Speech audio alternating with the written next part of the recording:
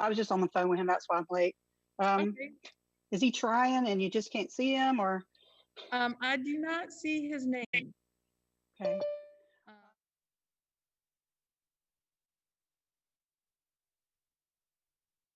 You will send the invitation to Mr. McManus again.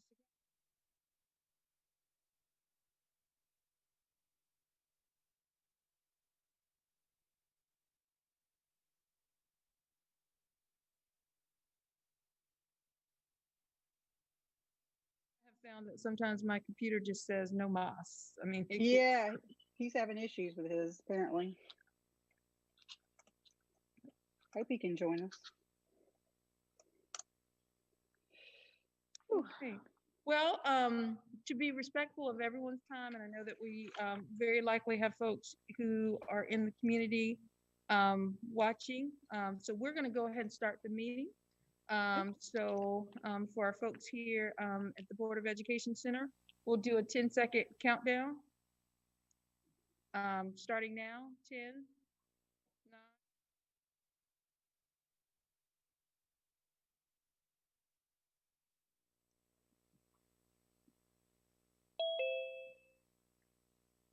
Okay, and so we are now recording for our meeting here at the Board of Education Center.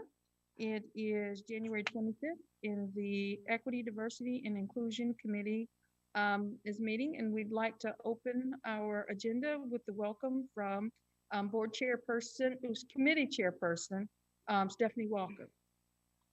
Thank you, Dr. Smith. I appreciate that. I just want to obviously first say welcome to everyone, and thank you all again for your dedication and time.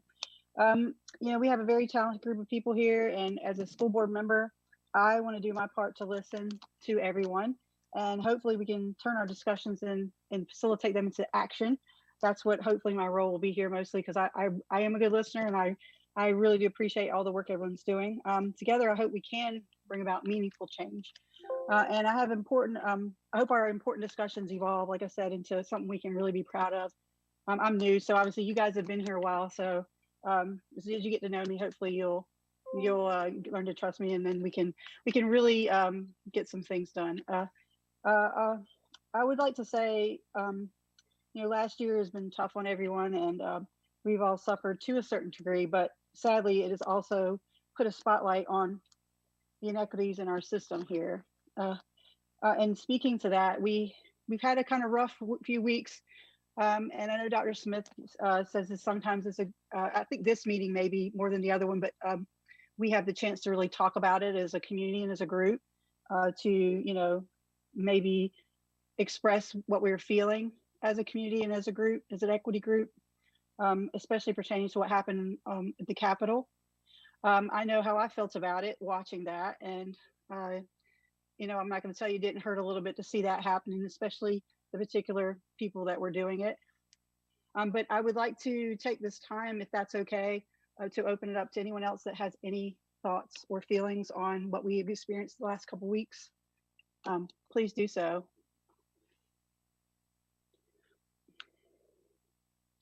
Dr. Smith, would you like to begin, or would you like to pass it to somebody else? Surely. As a public school official, it does not negate my personal views, and just personally, for me, it was very hard to watch, seeing what was taking place, and understanding from my perspective the motivation of why that was occurring. In my own home, it's been really hard to reconcile that with my youngest. I think my oldest, based on the experiences that he's had in his life, has formed some really strong opinions about what occurred and why it occurred. But for my youngest, who's 11, it really took the time to have some very deep conversations, because he is extremely proud of his heritage. He's extremely proud of the country that he lives in. And so it really took a lot to reconcile what we were seeing and watching and experiencing. So yeah, thank you for allowing me the time to speak to that. I appreciate it.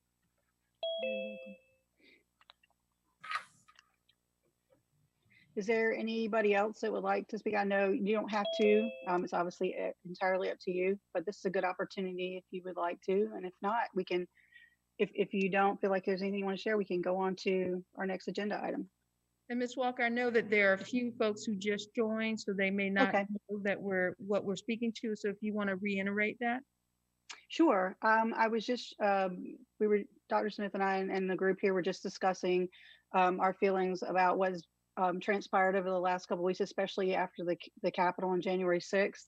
And we were expressing kind of our feelings, personal feelings, of course, regarding how we were interpreting and how we were kind of just taking it in and how it was kind of the other side. And for me, it was, I'm not going to tell you I didn't shed a tear or two over it. Obviously I had higher expectations, but if there's anybody else that wanted to share their feelings, that's what we're doing right now.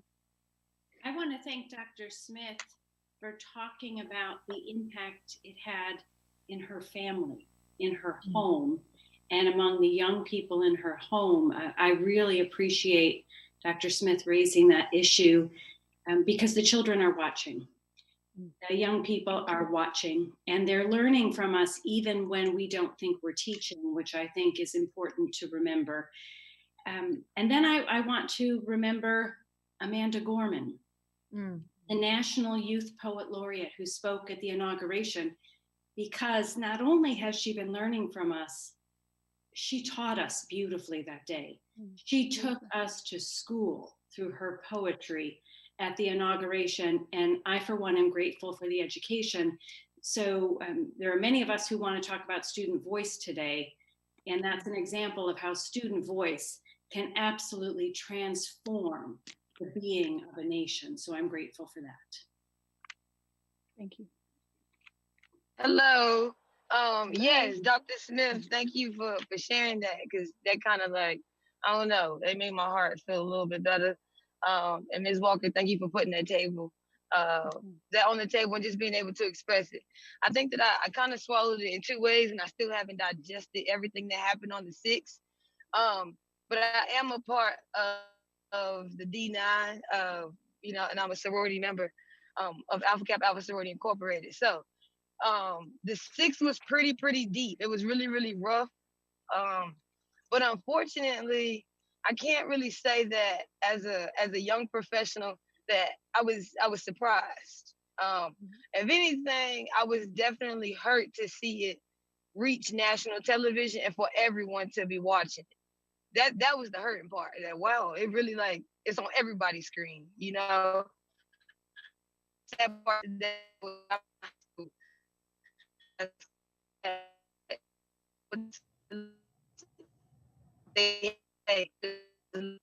was like that hurt, you know. But it was kind of like a healing process too, because our students hurt, our students heal.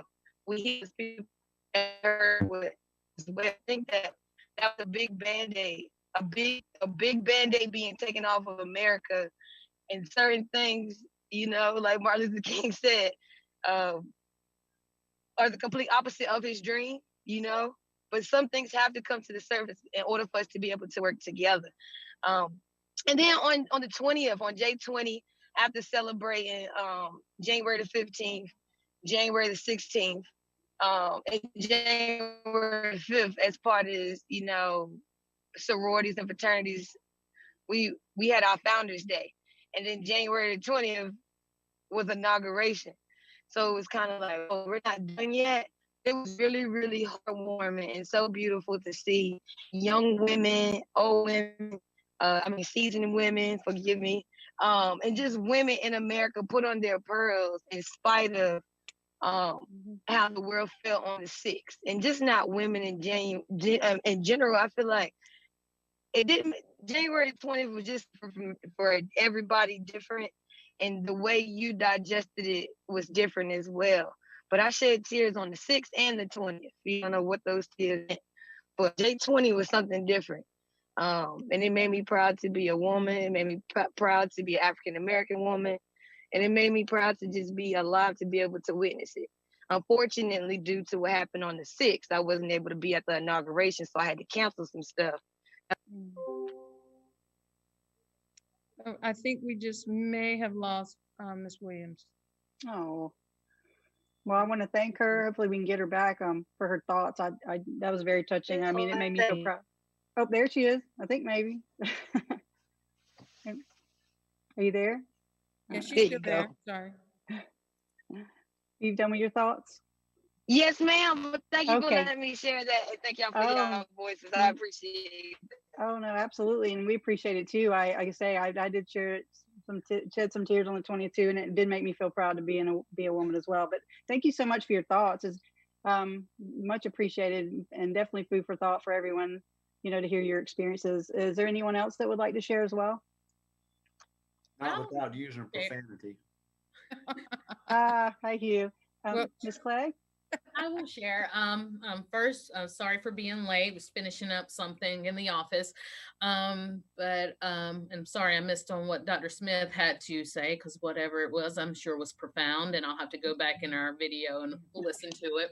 But I remember January 6th, and I just want to talk. I don't want to get into it too much because it's still kind of open and raw for me.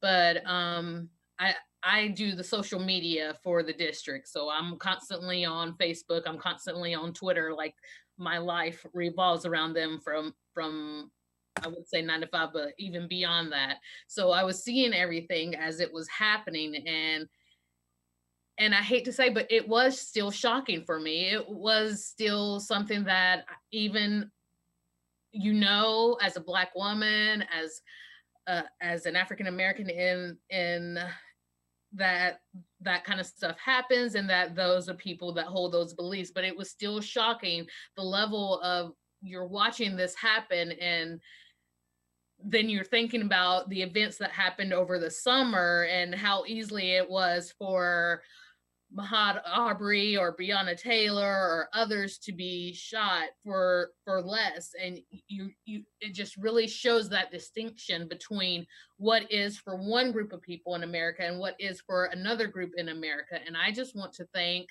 my friends and allies in Equity, because I'm in a group chat with Casey, Elizabeth Phelps, and Tyler, and being able to right then go to them and speak my truths and be honest and share my feelings with them, it sort of saved me that day, because it was just so much to see and to experience and to witness, that to be able to go home and share it with my family who do look like me and experience it, but then also to share it with my white allies who don't look at me and still have that amount of support was very reassuring. And it was what I needed to be able to say, hey, this happened, this event occurred, but we are working for the greater good to do better and to offer our children and the next generation something better. So I just want to shout out my 3 friends.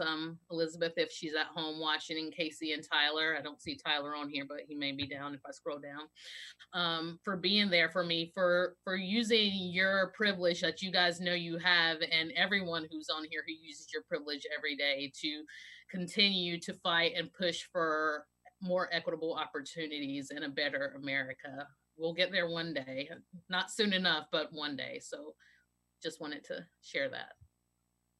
Thank you so much. That's beautiful thoughts. I appreciate that too. And yeah,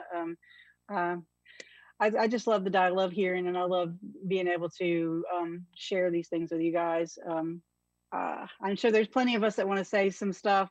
Anybody else that wants to talk to you? Anybody else have thoughts? Okay. Dr. Smith, you want to go to the next item on the agenda? Okay. Thank you. And also thank you for everyone who shared your thoughts and thank you and feelings around the events that have occurred this month. I was tasked with, I'm not sure exactly how to paraphrase it, but maybe helping the committee to take a half step back just to kind of look over the work that we've done and really think about a structure, especially given our new membership, that would help us to move forward. We've been meeting for more than a year, and we definitely have accomplished quite a bit. But the question becomes, how can we look to accelerate that work? And so this is not meant to negate any of the work that has come before, but just as a tool to maybe enhance it. And so I shared with you a list of overarching goals, and these goals are essentially can be found in different sources in terms of educational equity. And so the source of the goals, they're associated with the reading school district, and then also the organization is through the Director of Equity Assistance at IDRA. And these are the proposed 6 goals that they have around educational equity. And what I'll do is I'll just go ahead and toggle to the spreadsheet. And so hopefully you can see a spreadsheet on your screen now. And in looking at these goals and also thinking about the work that we have done, it would seem that everything that we're working on and that we've done really does nest very nicely under one of these goals, and probably could fit under multiple goals. And then also, if we take a long, hard look at the work that we've done thus far, what I think we would find is that some of our goals really lend themselves better to be strategies rather than goals themselves. And so what the proposal is now for the committee is to take the work that we've done and organize it under one of these 6 goals. So not leaving anything behind, but organizing it under one of these 6 goals. And then for each of the goals, there would be a strategy. So you'd outline strategy 1 perhaps here. Essentially, if we're looking at comparably high achievement and other student outcomes, strategy 1 might be to increase enrollment of underrepresented populations in X, Y, and Z courses. And so that would be your strategy. Then over here, we would identify whether it would be a short-term, a midterm, or a long-term strategy. So short-term really are our quick wins. And in my mind, something that we could achieve in 0 to 3 months. Midterm would be more in line with 6 to 9 months. And then long-term would be 9 to 2 years, 9 months to 2 years in terms of long-term. So we would identify the strategies, identify whether they would be short, mid, or long-term. And then what would be our metrics? Our metrics might be a monthly report on the number of enrollments in AP courses, quarterly report of the number of enrollment in AP courses. It just really would depend on what the strategy would be.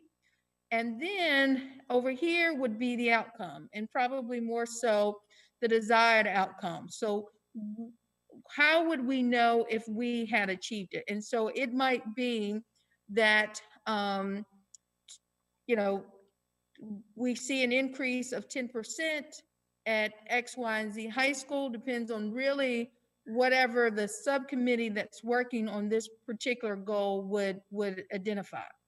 And so again, taking our existing work, nesting it under one of these 6 goals, and then driving it through specific and intentional strategies, whether they're short, mid, or long term. And a strategy could be classified in multiple ways. There might be a short-term benchmark, there might be a long-term benchmark around it. What would be our clear metrics so that we know that we're making that progress that we want to see, that rate of improvement? And then how do we describe that outcome? So how am I going to know that we've achieved it? How's the community going to know that we've achieved it? So this would be the overall kind of capture document. And then down at the bottom, you'll see that there is a sheet for each of these goals.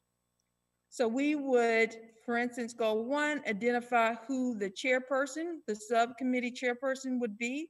We could, of course, have co-chairs. And then we would identify the membership.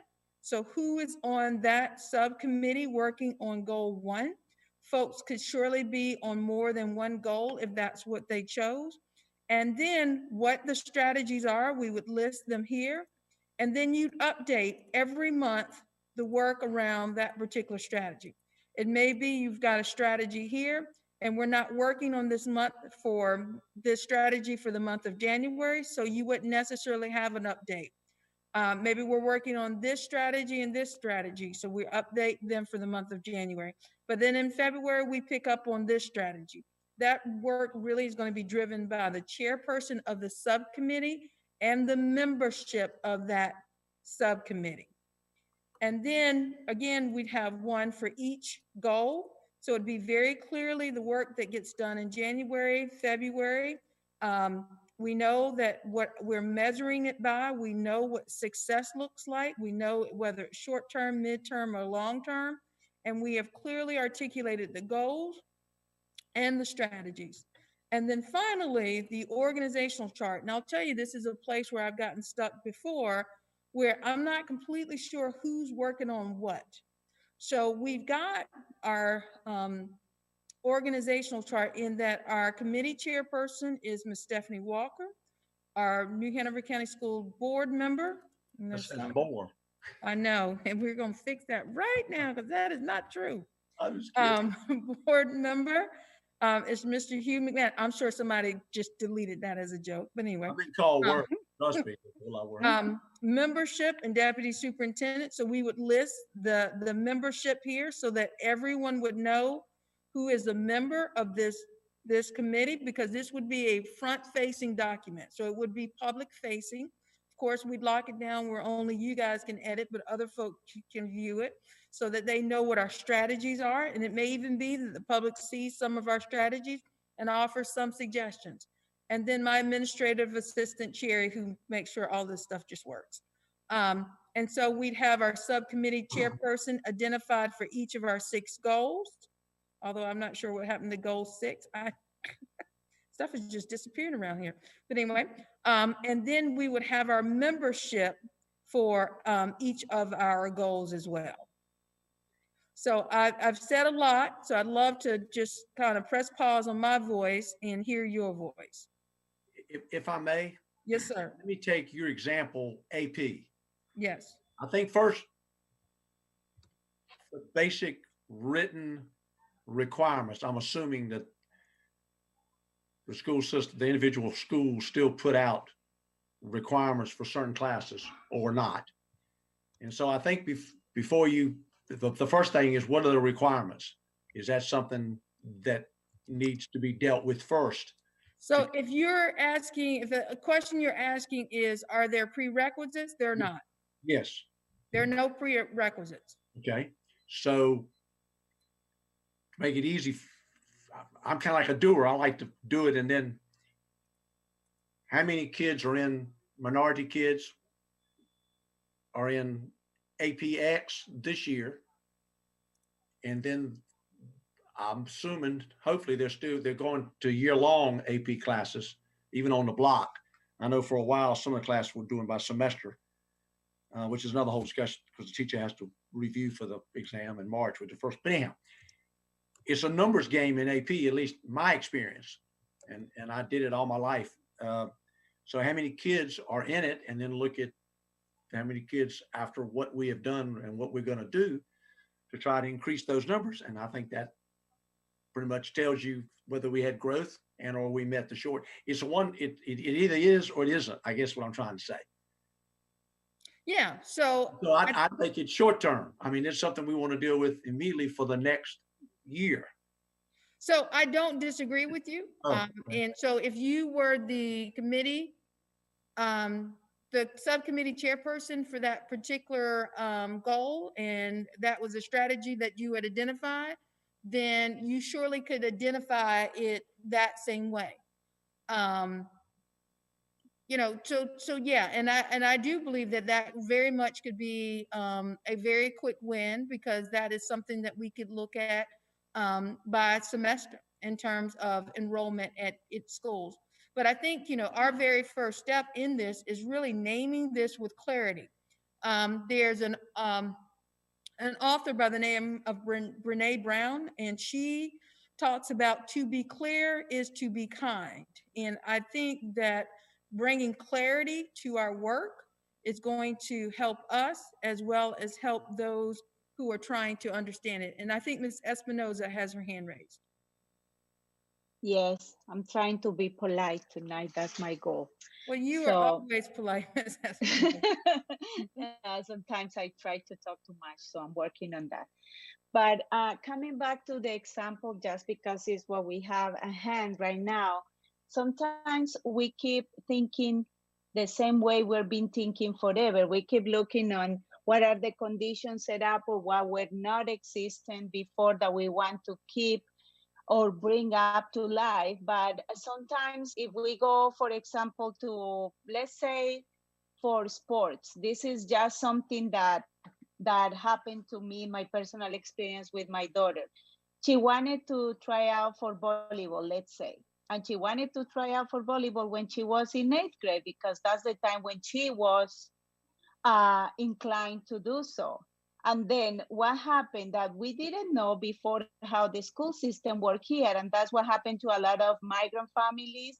They don't know anything about the schooling. The students are just placed here or there for X or Y situation. And then when they really get the rhythm of the school and they wanted to try those, call it AP courses, call it specials, call it sports, they don't know that they have to bring a curriculum with them to be able to access that kind of things. So our thinking outside the box here would be, how can we give these people like different type of access? Because if we are thinking to include more minorities, those minorities are the ones that get out of the regular pattern for X or Y reason, because they were not invited before, welcome before, they didn't know before, they were not inclined to do so before. For when my daughter knew about volleyball and wanted to try volleyball, they kind of laugh on my face because, you are kidding, right? It's 3 years too late. You need to start in 5th grade something, and then 6th grade something, and then go to a clinic and pay, a crazy amount of money to be proficient enough to try out. And then you can maybe apply and be part of the team even as a bench warmer. So it is just, the system is just made in a way that exclude people from the very beginning. So how can we create, if there is a way? I don't know. I still don't know if there is a way, because how can we tell a family that just got here in 6th grade that students need to do something from 4th grade to prepare to be able to be kind of proficient to try out for something in 7th or 8th grade? I don't know if I made my point clear. So based on, if I understand you clearly, to me, equitable access and inclusion would be the goal that would fall under. And then say, for instance, if you were a member of this subcommittee or the chairperson of this subcommittee, then you could identify strategies based on what you have just stated, which is equitable access to athletics. And then that would be the work. And what I would say is that may be a long-term strategy, just simply because what you're doing is you're talking about changing policy, or maybe it's a midterm strategy. Now, the other thing I'll say is, now we can list as many strategies as you want for a particular goal, but I think the reality is we can only work on 2 or 3 strategies at a time. Just like if we were to work as a collective, we probably could only work as 2 or 3 goals at a time. But breaking out into subcommittees, then we surely can work on multiple goals. And understanding around student achievement, equitable access, equitable treatment, equitable opportunity to learn, equitable resources, and then school accountability, I think really covers the continuum of the work that we've done. So, love for other comments, questions. Yes, I think, and Lena, was that what the example you gave about going to private lessons and or starting early, was that in New Hanover County? No, that was actually in Wake County, Okay. but I know that it was no different. I'm trying to get a child to try here for soccer, a girl that wants to try soccer, and she's in 8th grade. And she got very lucky because of the pandemic. And I'm not saying that the pandemic was a good thing, but because there was not a lot of interest. So teachers were kind of, recruiting whoever wanna try it. And then she got lucky because that was the first year she wanted to try it. And then she got in, and now she's trying and she's very good at it. But then it was because of that, there was we can tweak the ways around with this pandemic and do things a little different, that she got the chance to be in. But in other normal conditions before, that is a big no to enter something when if you don't start it from the middle school, and if you don't have the practice in elementary. That's usually the pathway. So I want to add to what Lena is saying, because what I'm hearing from Lena, and I think it's a really apt example, is that when we find an inequity, it's usually very complicated. It's related to multiple systems. There's not just one professional who's blocking people's access. It's related to multiple systems, and it's historic, meaning that there are things that have been unfolding over time that we may or may not have been aware of, that have led to the thing we're looking at now. And so I really like these goals, and I really like the opportunity that we're able to organize our work, and I like the focus on short, mid, and long-term outcomes that we might accomplish. And the thing that is on my mind is, will we review data to look at current disparities to say, here is an area that is potentially ripe for address? And will we share those data with key stakeholders, including implementers, frontline educators who are in that space, whose behavior we might be expecting to change in order to change the inequities? But if they don't get a chance to contribute to developing the solution, it's unlikely that it'll get picked up and have an impact. And so I should say, Dr. Smith, my mindset is coming from the fact that I'm a community member, right? I don't supervise anybody in the school system. How in the world could I develop a strategy to disrupt persistent social inequities in New Hanover County schools? Well, I'd have to begin to build a coalition of the willing among stakeholders, and especially educators who are driving most of the programming that we deliver. Well, and thank you for that comment. So a couple of things. So when you talked about data, and what I would say is, I think there's been a little bit of an absence of it in our previous conversations. I know we recognize that there are disparities, but we really don't have the numbers to go with it. And so I think and understanding that these strategies are malleable, what may be looked at as a midterm may become a short, what may be a short may become a midterm or a long term.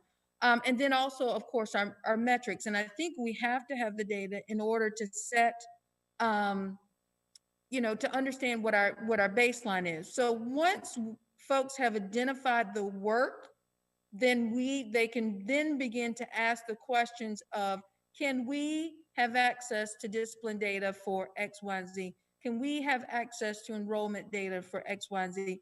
So those pieces will come.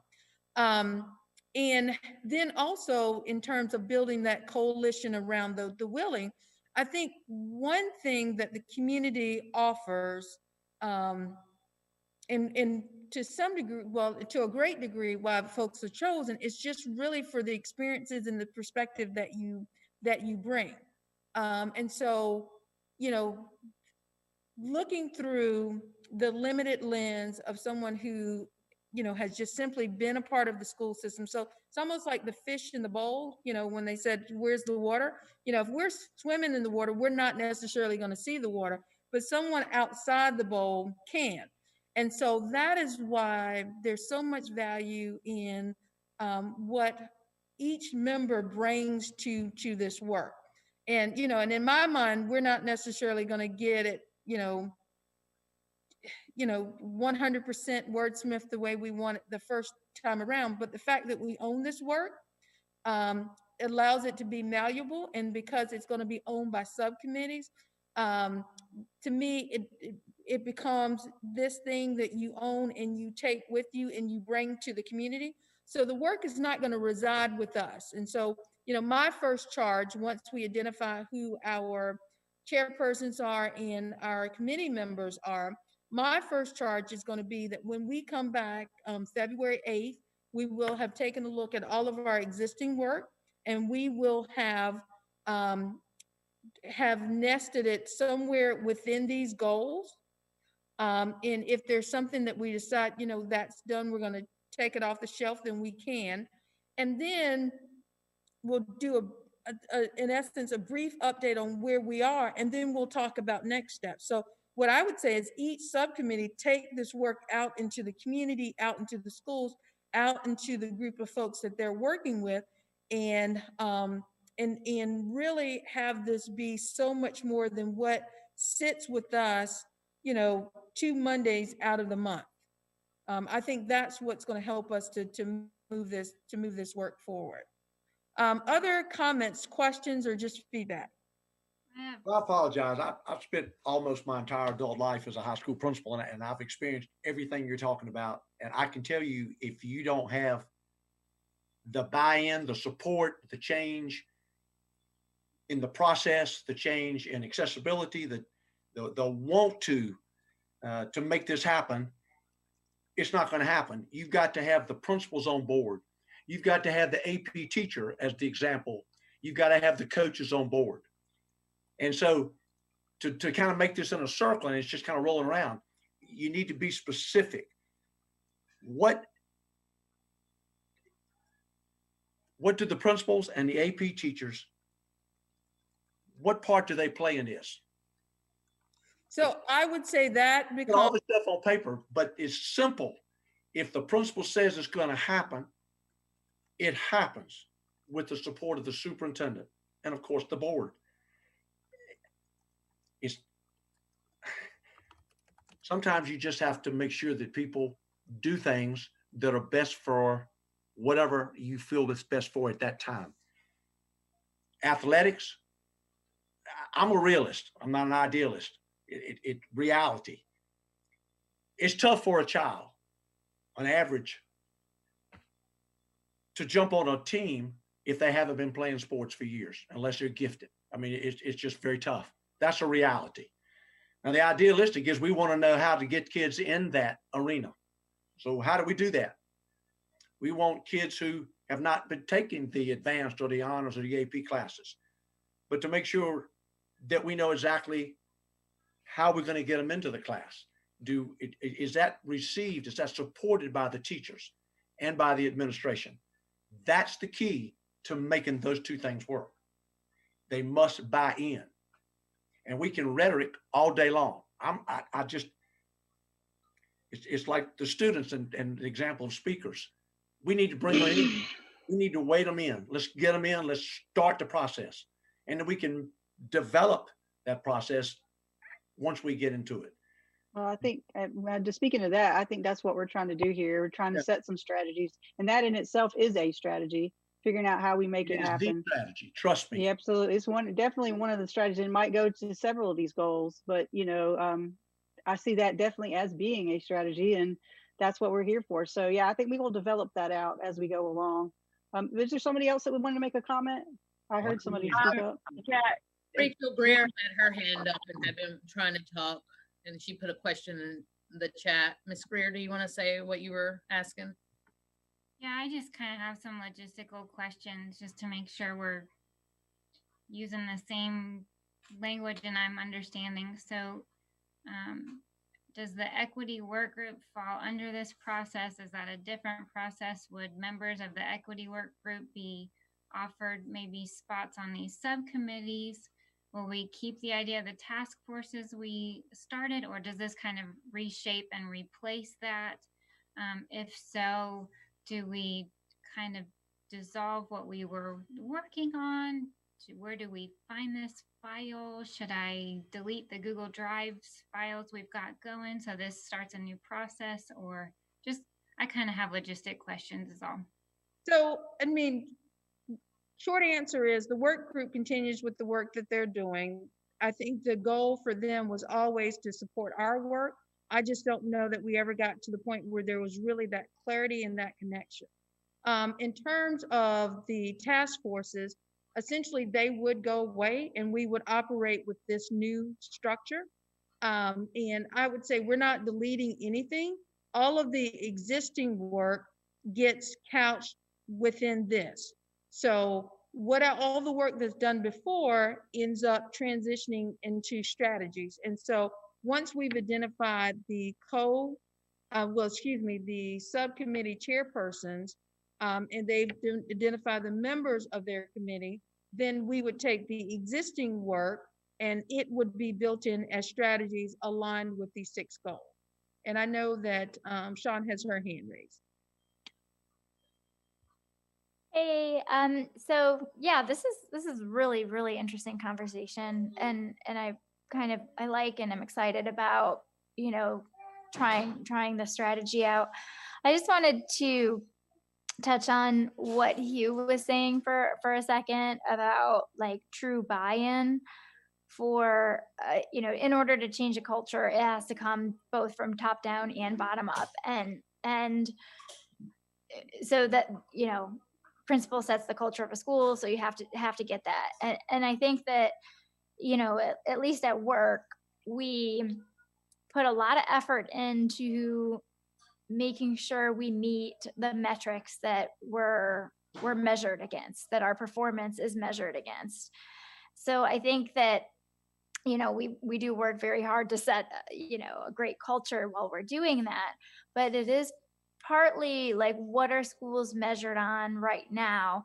And my understanding of what schools are measured on right now is test score and growth and maybe some other smaller things.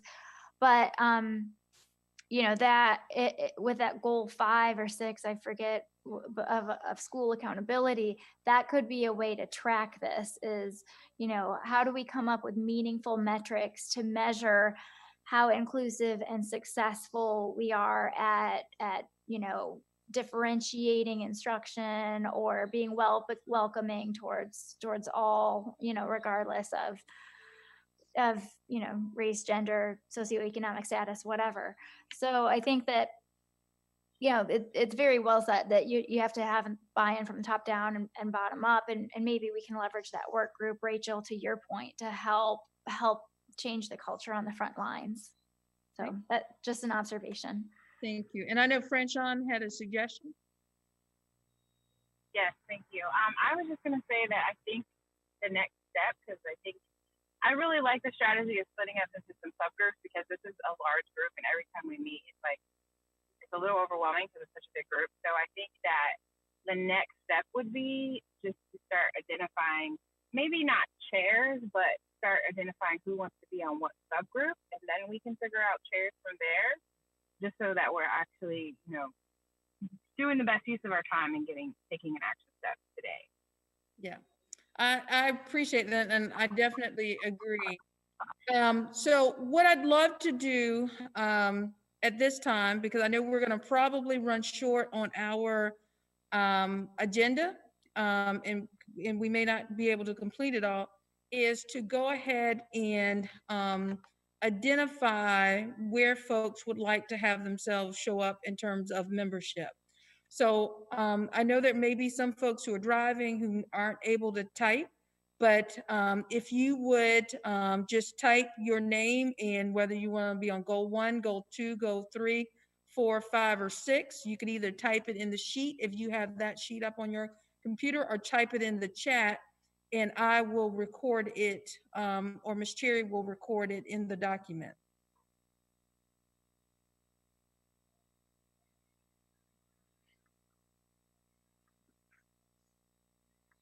Hey, Dr. Smith, it's Tyler. I apologize for joining late, coming from a parent conference. For goal 3, equitable treatment, is that in regards to teachers with students, principals with teachers, district with teachers and student? Like, where is the equitable treatment in what regards? So I don't want to define that. What comes to mind for me most immediately is actually students in terms of discipline. But I really do appreciate that you made the connection with teachers and staff. But I think it is, however, the subcommittee breaks out those strategies. And Maddie, I don't know if you want to be Maddie Lewis or Madeline, so I apologize. You can put me as either or, it's fine. Okay. All right, thank you. All right, Lena is 3 and 4.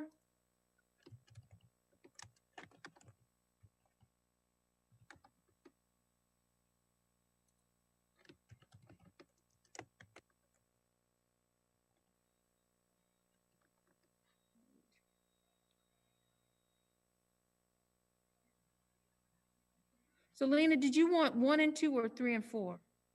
Let's see. I put on the chat 3 and or 4, depending on the amount of people in them. So, all right, I'll put you in 3 then. I'm sorry. Gail. Okay. 3 and 4.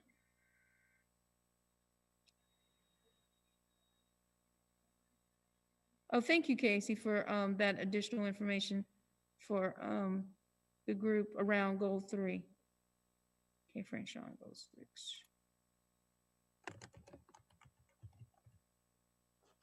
Dr. Smith, I'm driving. Thank you so much for typing for me. I appreciate it. Well, I appreciate you. Dr. Smith, I know you're doing lots right now, but if someone else could summarize about the answer to the question about the work group and how they do or do not, like, are or are not couched under these broad goals. Are we, like, I feel like we're like, and I'm an employee and I talk to people on the work group, but I still feel like I don't know really at all like what they're doing. So I'm just curious, like, if the work group is couched under these 6 goals, or if they're just like doing their own separate goals, or if their strategies fall under this, or just trying to get clarity on that. Yeah, so I think the short and quick answer is they stand. Let me back up. So I think the short and quick answer is I don't think we've ever made the connectedness that I think we originally wanted. I think this will allow that to happen, but they've not seen this. So for me, I think the next step would be that once we've identified strategies here, then that begins to drive their work. I think they're ready for that. They're poised for that. But right now they just kind of stand alone from that because we've never really, beyond updates, had any transference of the work of the committee to the work group.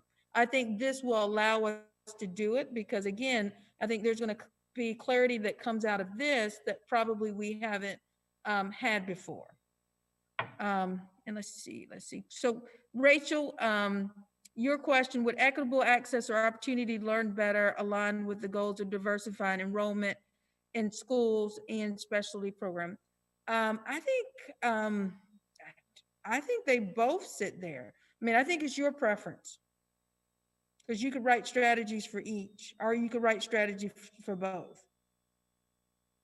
Yeah, I just wasn't, I could see that falling under either one just based on those words. So no one's under 4. You can just put me there. Okay. And do you want people to volunteer for to be the subcommittee chairperson tonight? Or are we gonna look at that at some later date? I think they surely could do it tonight if they feel comfortable, or from the people who sign up for the committees, you could surely choose for yourself. Dr. Smith, I would like to move to work with Rachel if she's okay, so she's not by herself there. Thanks, Lena.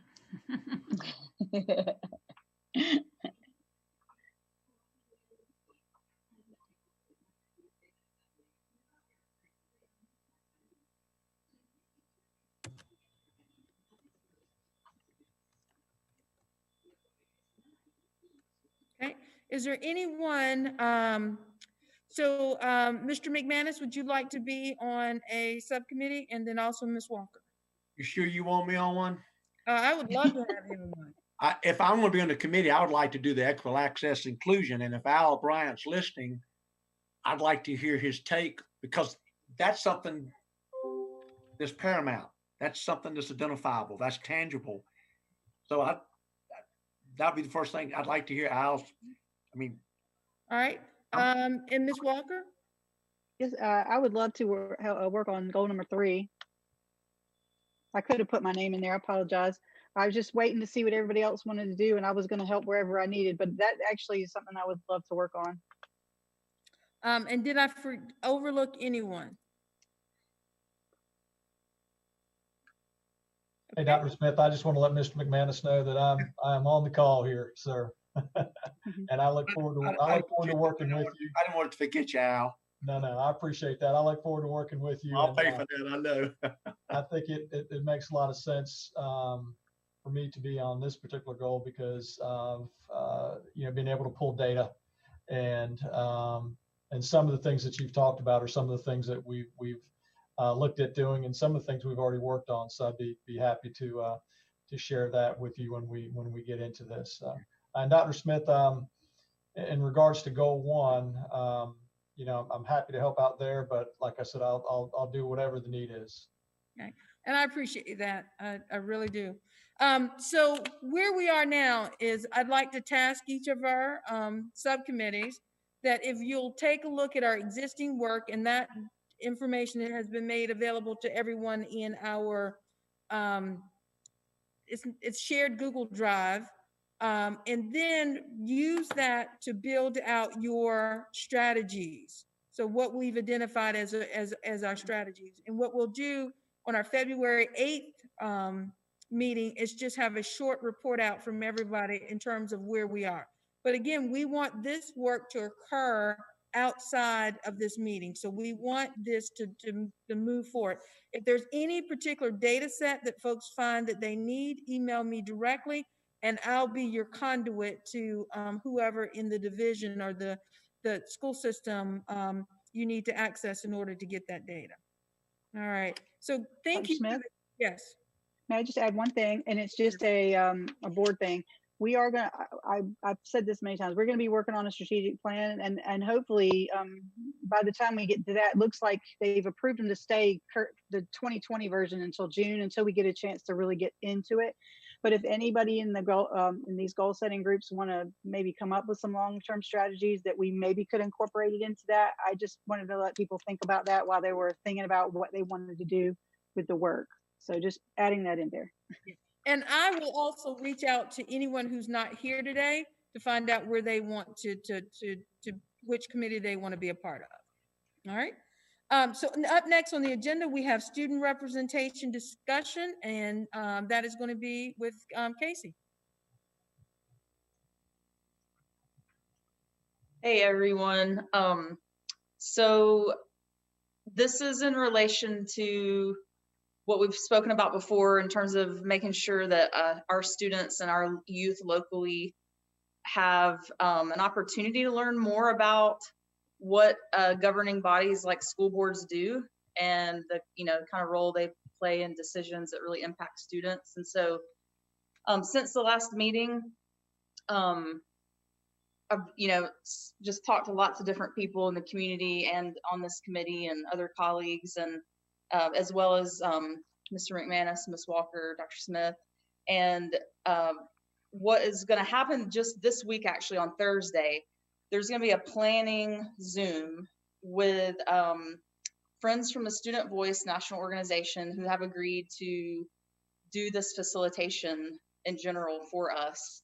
And on that Zoom with them will also be student advisors from Charlotte Mecklenburg school system, as well as current sitting student school board members in 2 districts in Maryland. One of those has full voting rights and the other has partial.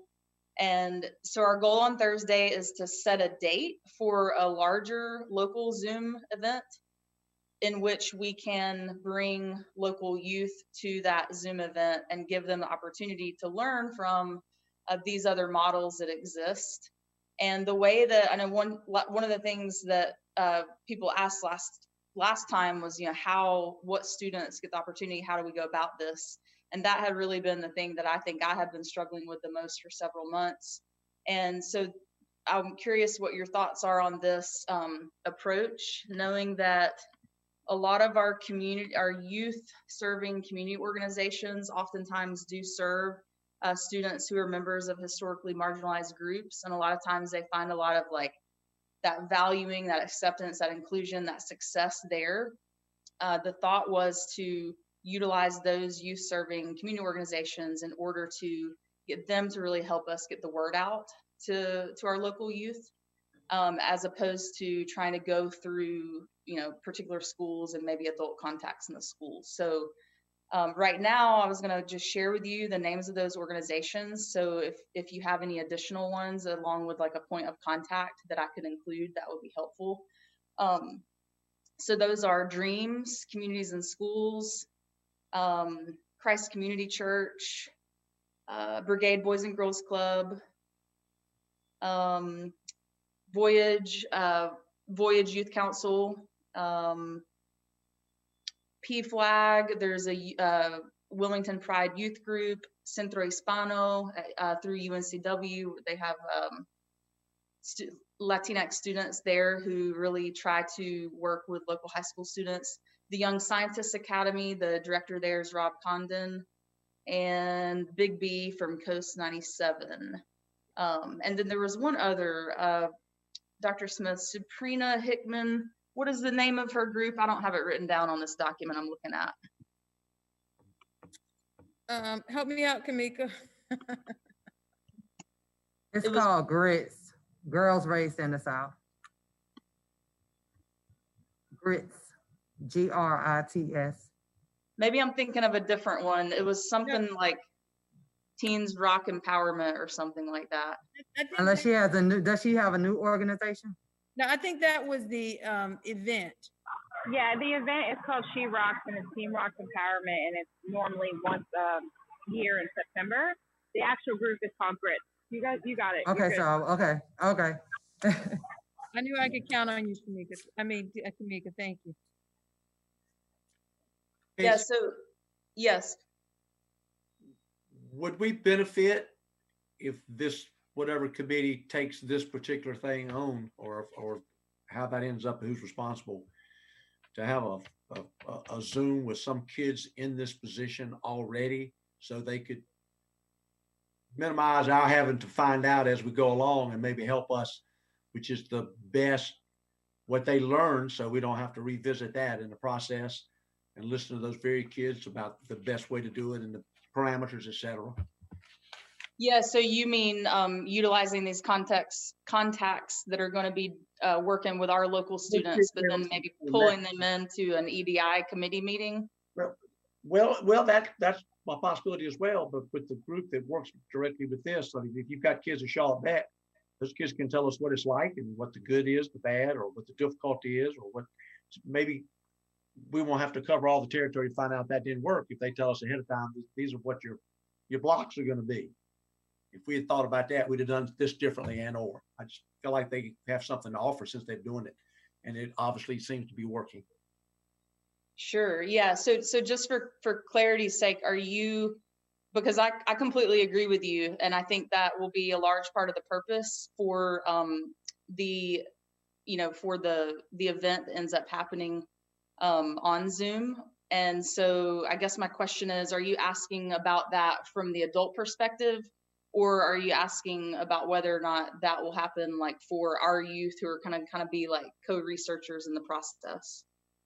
I'd like to hear from the very students in Charlotte Meck that go to the board meetings and hear what they think about the process, how they got there, what works, what didn't, what their stumbling blocks were, etc.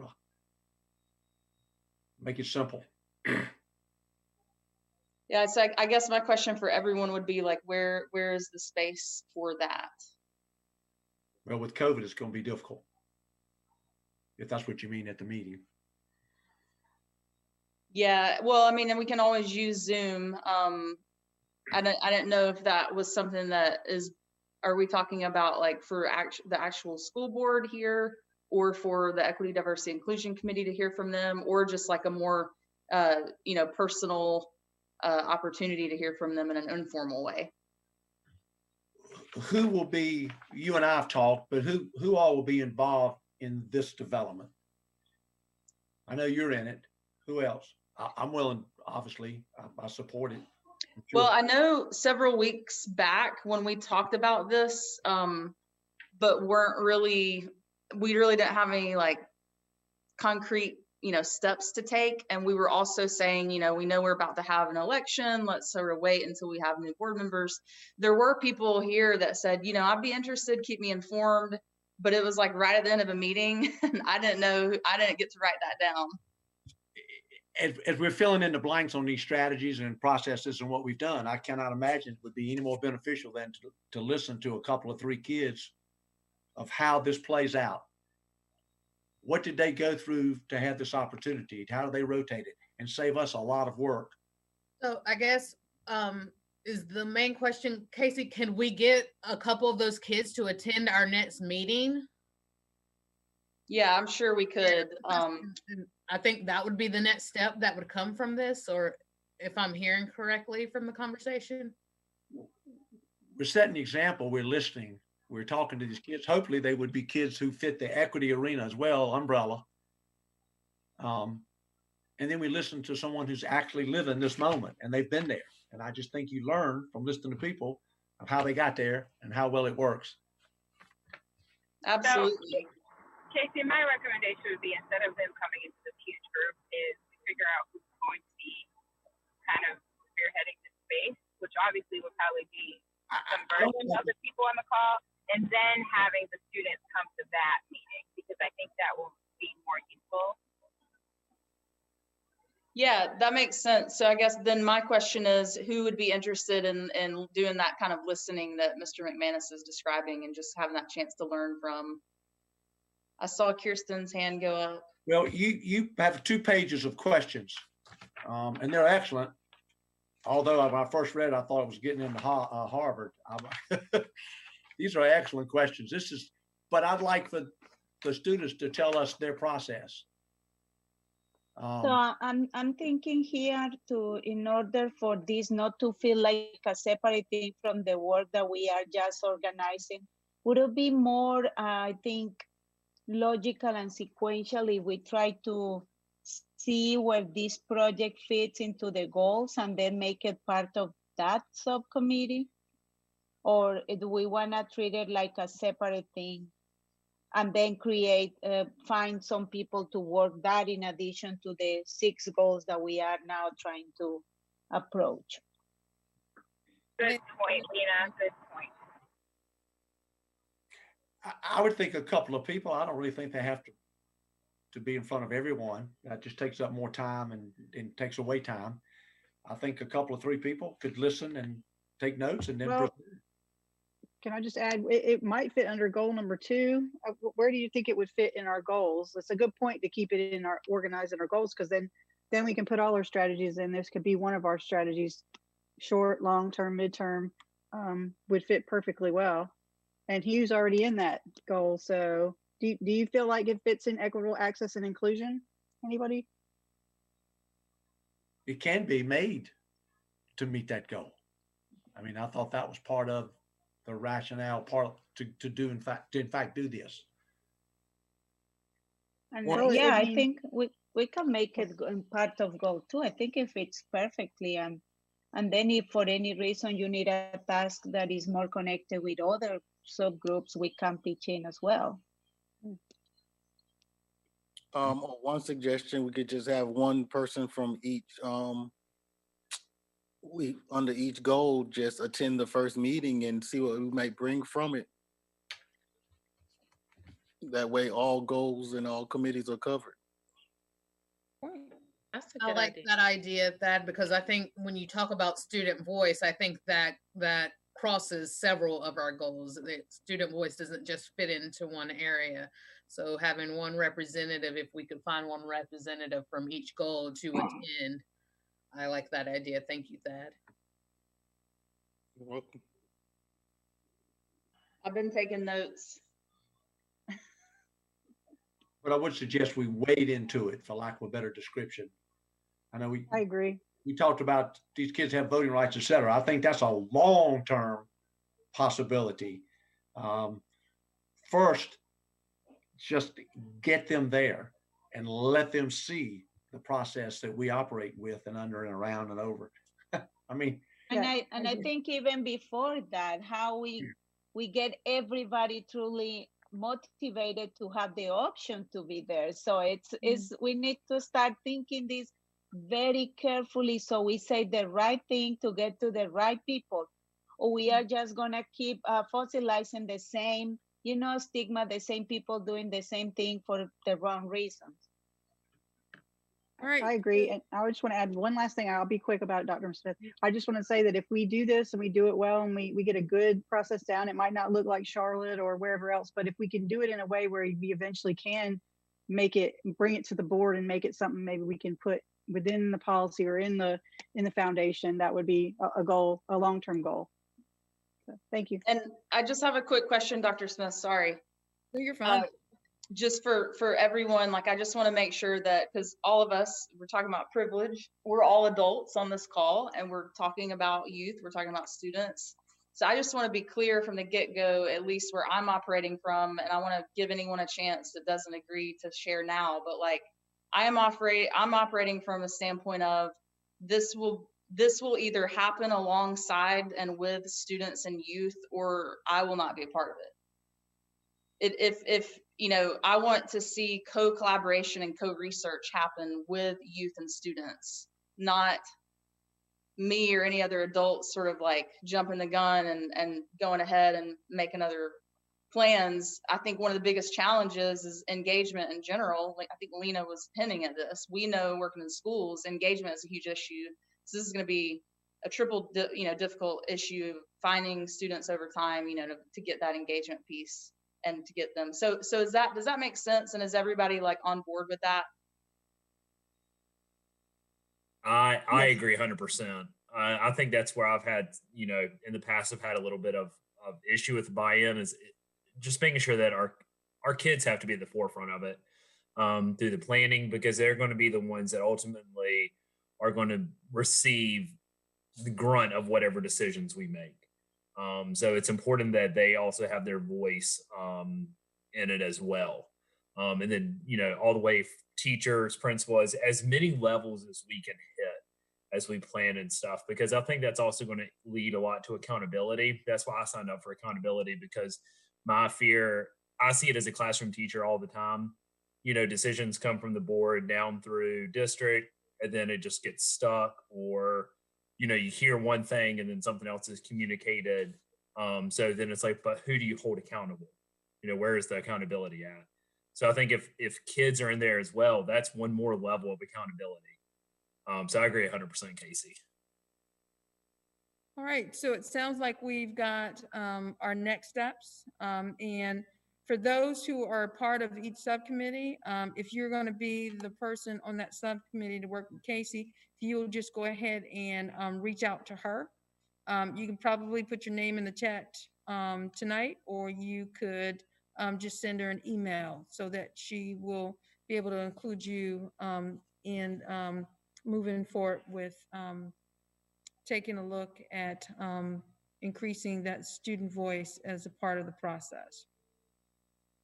All right. So up next on our agenda, we have student recognition update.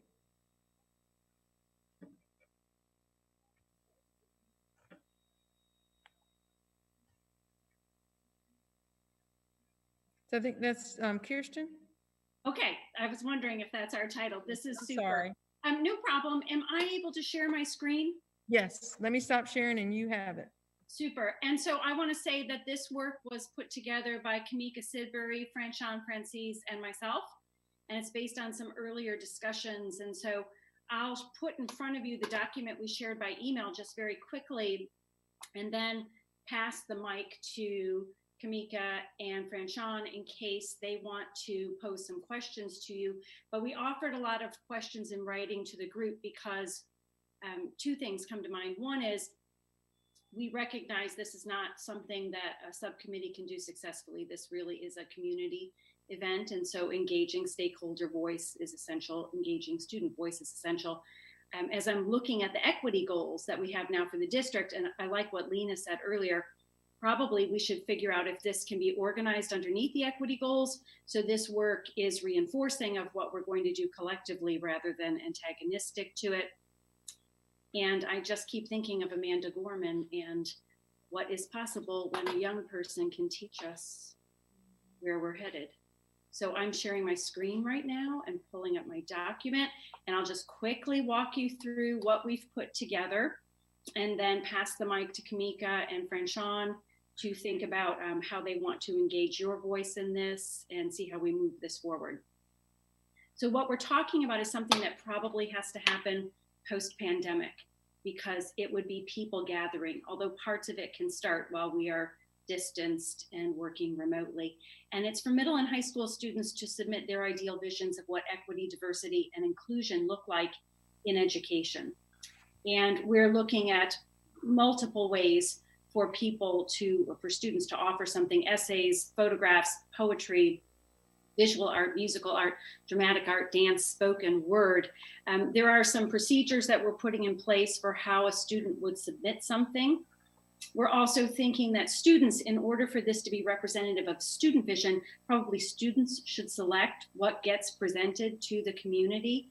And then we'd invite community stakeholders, including young children, parents, elected officials, business leaders, healthcare workers, neighborhood elders, and religious leaders to experience the student visions, maybe in a day-long event. But also, we would ask the stakeholders to be engaged and responsive, and particularly after an event to respond to a question that is kind of a unifying move toward action. How will my work and my relationships be different now that I've experienced these visions? But we recognized a lot of questions. And so you can look at your document and see these questions. What have we missed? What unanticipated consequences might emerge, right? We're working in public education.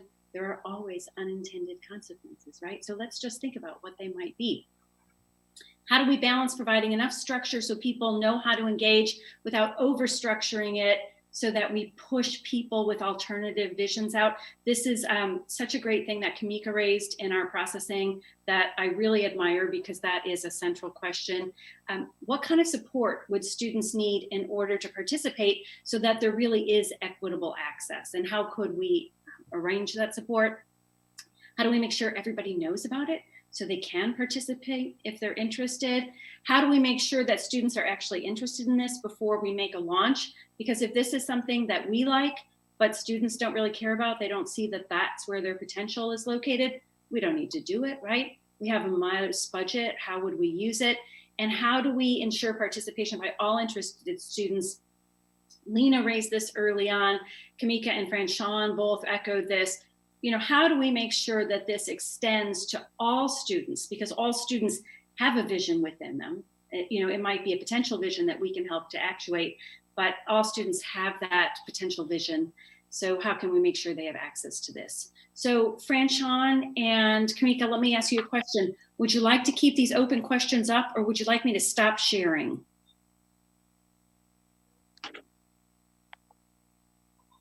It doesn't matter. It's okay. fine. So you'll tell me at any point I can change. I'll keep it up right now just in case people want to see what the open issues are. And I'll pass the mic and see where you want to take it. Do you want me to go first, Yeah. Franchon? Okay. I think one of the things, and this has been a majority of discussion, starting with Mr. Menace, when he was talking about student voice and allowing students to have voice. But one of the things that I think over the last couple of weeks I had to realize is sometimes students don't know how to have voice. And especially some of the smartest students or that are in those AP classes do not know how to articulate themselves. Sometimes to those students, Amanda Gorman had to get to that point to be able to accelerate and advance her voice. And so when we start looking at how our students want to express themselves and giving them voice, and that's even with having representation in various committees, we have to teach them along the way. And so I think that's one of the aspects of how this work can go. And I don't know, I'm a classroom teacher. I'm, in the midst of a lot of little things along the way, but it is that I think we have to teach students how to advocate. And that may be somewhere where maybe partnering with a department chair or seeing if some kind of way middle school and high school, I don't want to put a burden on teachers, but if it can be kind of integrated through SEL or through some kind of format that they are having. I know we do SEL in the morning at Virgo, but if they can talk about what equity is, talk about what diversity is, and talk about what inclusion is, but it has to be streamlined some kind of way because we can't make assumptions that students know and understand how to represent voice. And then I think the leeway can lead out to a better collective unit. And I think it's a good idea. I can see it happening over time frame, but it's just a lot of things that I think us as adults, we assume that kids know but they're having a hard time. They are, and it's not everybody and some are not, but it's just that if we want to include all, we have to give voice to all and then teach some of what the value of their voice. And so I just don't want us to, limit and just say, well, let's have student voice, but we don't teach them how to have voice. That's great. It looks like Lena has a question for you. No, it's I'm not sorry, a Lena. question. No, it's okay. It's Okay. just a comment to add up to the conversation because I have a Montessori background and a lot of experience with that. And when we talk about, I don't know, I feel something inside of me when we say teaching the students to have a voice, because those are things that we don't teach, things that we expose students to. And we don't come to a class to use my voice, but I am provided with opportunities to where I have the need to say something in order to get to something greater. So I don't know if I'm making sense. When we are, for example, we need to come to a point where we are transforming these lectures and long lectures where the students fall asleep into less talking and more doing, like having the students.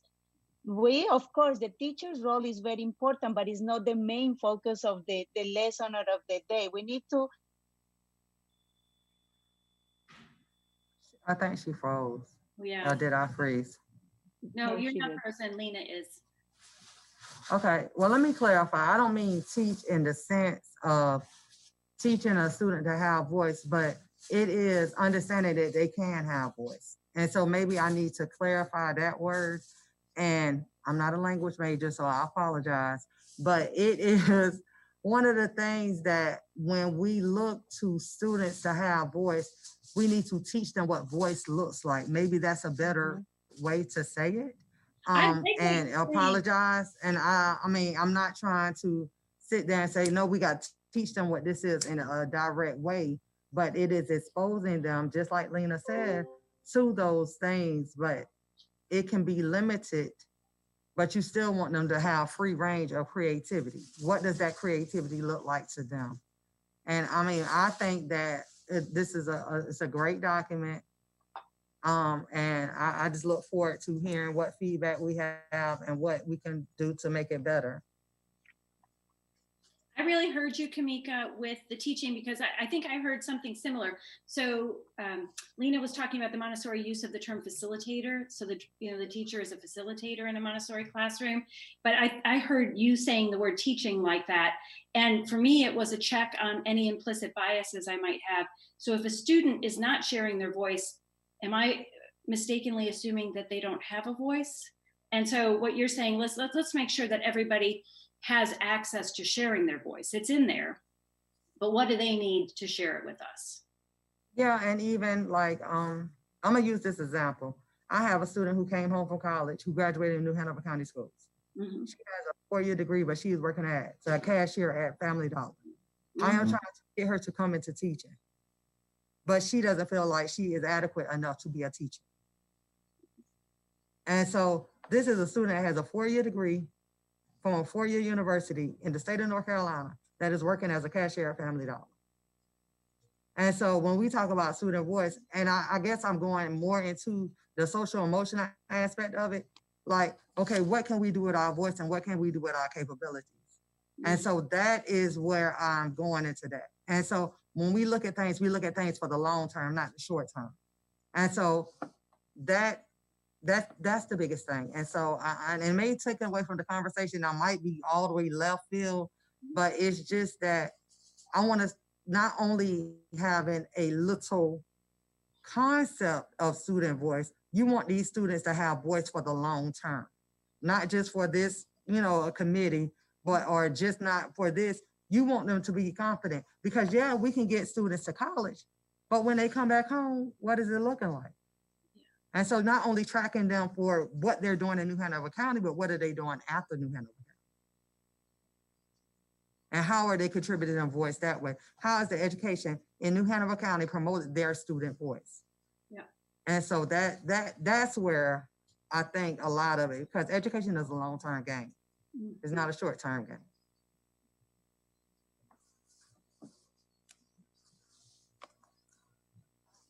I really appreciate what you said. And I think that was a really helpful example.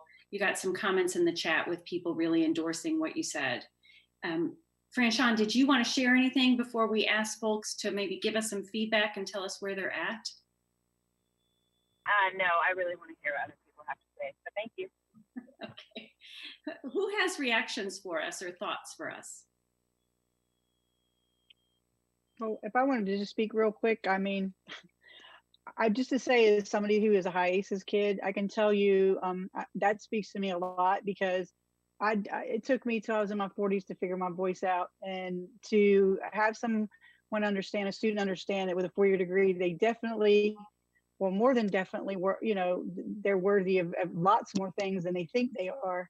But it's a part of speaking to them. And I knew exactly what you were talking about as well. And you guys were talking about whether facilitator or whatever, it spoke exactly to me because it does take a while for some people that maybe have struggled a little bit. I mean, I'm just going to assuming that, but for me, it took me a lot longer, especially when I didn't have somebody to help me say, hey, you do have a voice, you are important. So I think that's great. I think if we just as adults say, hey, here, and then get out of the way, that's my comment. I think this is great. And I would just say, just last comment on this, and you've got in here visual arts and musical arts. I mean, I would love to integrate that more with on a kind of at the meetings maybe, or I mean, my vision's also sharing art, at our meetings. I know COVID has made a lot of things difficult, especially with having groups there, but I would love to see this stuff at board meetings, perhaps give it a chance to showcase students that, maybe wouldn't normally see every day, or given the opportunity and to step aside, do their thing. So I'm down. I'm really ready to see that because I love to see students do things. I feel like it's missing a little bit at some of our board meetings. I'd love to see more art and voice and music. So that's just my last part of that feedback. Thank you. Oh, Ms. Walker, that is powerful and it's so smart. Like rather than try and rush out of the gate with a giant community event, what if we were to pilot some of this over time at board meetings? That's a really clever idea. And I appreciate you speaking to your experience, your childhood, and how that affected your access to your own voice and your confidence using your voice, because I think many of us on the call are right there with you. And so I think that's what I heard Kamika leading us to, that let's make sure that we provide the supports so that kids can access and learn to use their voice. And that means testing it out early, right? Testing it out early and finding out that you're in a safe space and your voice is received well. Okay. So I thank you. think Sean has her hand up. Oh, great. Sean? Okay, yeah, I found this whole, I thought that was a great Word document. And I found this whole conversation just absolutely fascinating. I think that what I like the idea of kind of doing it in a soft way as well, just because then you don't have just the logistics to worry about. You can focus it on the actual message. But what I wanted to bring up, and I thought about this last week, and I think you touched on it in the document, but we'd have to have a really good strategy going in, is how to handle it and what to do when people get uncomfortable about the content. And I think that, you want to make sure people understand it can get uncomfortable, and it's not a bad thing to be uncomfortable. But I mean, we saw in, June, July with the Black Lives Matter movement, how uncomfortable people were by just somebody saying Black Lives Matter. And like that, it seems just, shocking to think that, but we're in a very safe place right now, and opening that up to more of a public forum, like a board meeting where things are already controversial, is not so safe of a place. So we'd have to set like very good expectations and conditions on welcoming the kids, and how to focus that and make that safe for them. That was one of the thoughts I had, and I think you echoed it in your Word document. But I love this idea, and I love the messages that it could bring, and the fact that it is sometimes hard to talk about it, but more and more we are, and more we need to. Such a good reminder. It's our responsibility to make this safe, and we can't do that without acknowledging the potential for unsafety. Is that a word? It is tonight. So would you say at this point, Kirsten, that you have enough for next steps? I think so. And I think what I really need to do is maybe think about the timing. And I want to go back to Kamika and to Franchon and get their sense of how they see this timing unfolding. Now that we've had this other offer too, to bring some of this kind of in smaller chunks to the school board meetings. And so we could try it out. Maybe right now there's an educator in the group who says, I would love to facilitate this in some of the student groups that I work with, or I know an educator who would like to do this. Maybe there's someone who runs a community organization, maybe a church that's on tap or something like that, who's saying, hey, I know some kids who could really contribute some voice here. So perhaps we can start that in a small scale. So I like that, but I'm going to go back to Kamika and Franchon, because this document, I'm glad people appreciated it. This is not the document that I put in front of Kamika and Franchon. They have just added so much wisdom, depth, and really community fit to it. It's great. A great team.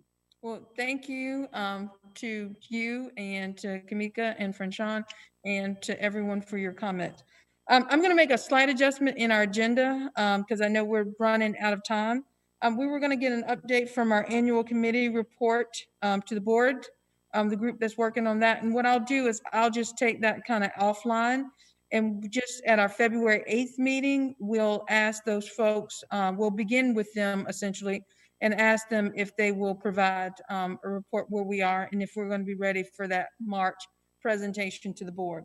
And at this time, I'd like to open it up to Mr. McManus to close us out. Well, thank you. It's an amazing group of people, and collectively, I believe that some things are going to happen. Appreciate everybody's input. Appreciate everybody's support. Again, personally, for me, I'm a doer. I like to. I'm realistic, and if you want to do something, then you do it, and you do everything possible to get there to the point where it happens. I guess I'm coming from being a high school principal for a long time, but everyone's got some wonderful ideas, and I look forward to all of the progress that we're going to make. We don't always have to agree, but at least we're always still headed in the same direction. So I appreciate it. Appreciate Stephanie, and we got another thing to work on, Stephanie, don't we? We got but ready. But thank you, everybody, and Carice, thank you for all that stuff you send. Caress. Thanks, everybody. All right, thank you guys. Appreciate you Thank all. you. Look forward to seeing you, Al. Thank you, everyone. All right. Bye-bye. Thanks. Take you.